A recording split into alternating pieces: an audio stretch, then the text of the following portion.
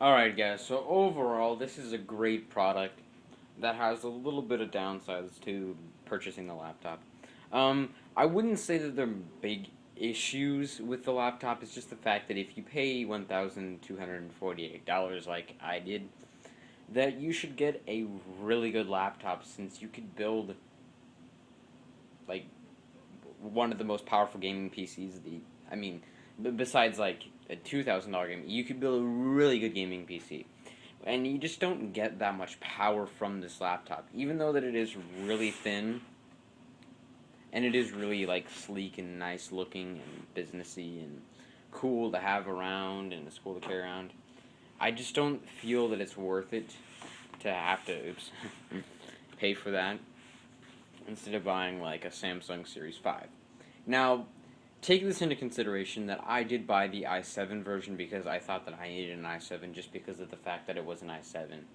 Later realizing that the only difference between an i7 and an i5 in this case would be hyperthreading, which doesn't even matter that much. So if you want to pay like a lot less, if you want to pay like 900 bucks, I'd probably get the i5 one or whatever I think it's the i5 one. I wouldn't get less than an i5, but I wouldn't get more than an i5 unless you really want the i7 in there.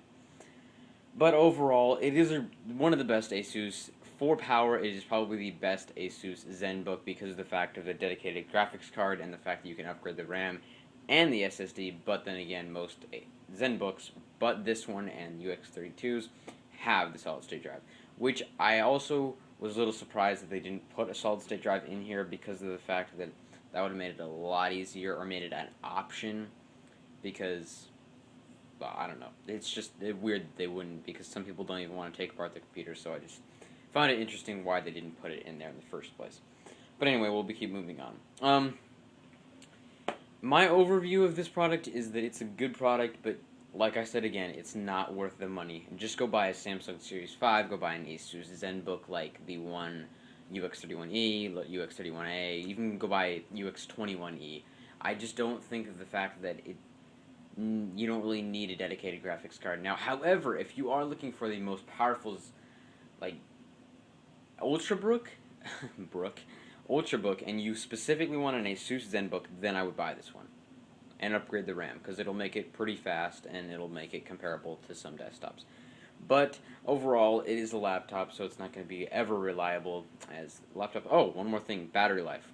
Battery life, I found about 4 to 5 hours, depending on what mode you use. It's a pretty long battery life. Now, considering that I've only had a 2.5 hour life on my other laptop because my batteries were broken, but still, it's been a significant difference for me changing from this or the other laptop to this laptop.